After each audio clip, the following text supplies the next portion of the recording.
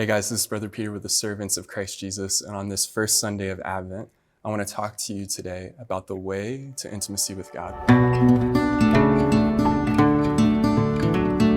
And so the brothers that go to seminary every single day in our community, we drive down a major freeway called I-25. And on I-25, off onto the side, there's this big dealership that has a big bright sign. And at this big bright sign, every single day, they have these inspirational quotes. And one of the brothers, they can't stand these quotes. They think that they're so cheesy, they're so annoying, they're not helpful, they're not real, all of these things. So I intentionally try to read them every single week, and multiple times a week try to emphasize them. And so if you're a fan of these little Dove chocolates, you know what I'm talking about. They're super cheesy. They're kind of like, what is going on here? Okay.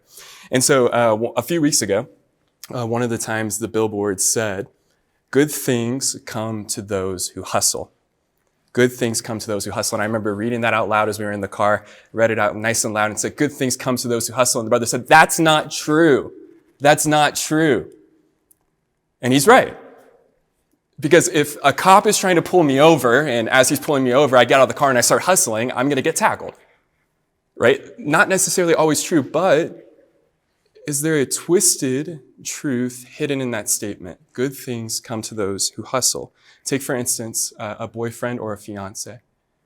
The boyfriend or the fiance who shows up at every date and says, "Hope it goes well," versus the boyfriend who actually plans. Or how about that teacher that we've all had, the teacher that just reads from the textbook, versus the teacher that gets little sleep because he can't sleep until he comes up with that one example that's just going to make everything click.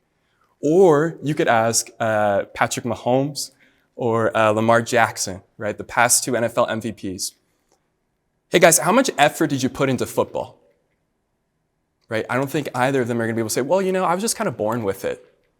There was skill, probably there at their birth, right? But there was something that was developed. There was something that was cultivated. And the fiance can't just say, "Well, the date just always works out." No, there's an intentionality and there's a planning. And you and me, who desire intimacy with God, how many times do we just show up in the chapel and we just come and we just sit there and it's like, "God, do something.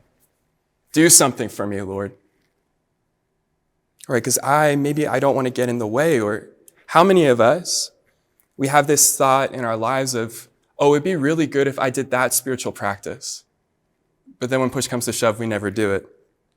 Because brothers and sisters, if you want intimacy takes intentionality. You cannot have intimacy without intentionality. You can see it in marriages. You can see it in sports. You can see it in any kind of relationship. You must be intentional. And Jesus himself warns you in Matthew 6. When his apostles come to him wanting to learn how to pray, Jesus says two warnings to them about prayer in Matthew 6.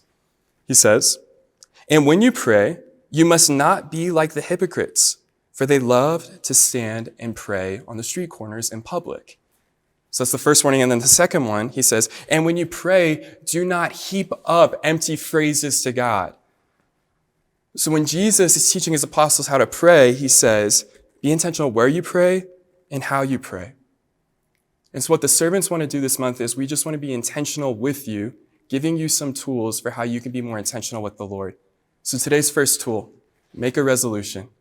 When you walk away from prayer, have some practical resolution that you're going to do based off of something that I prayed about. So my prayer is carrying throughout the day. How am I going to remember that, Brother Peter?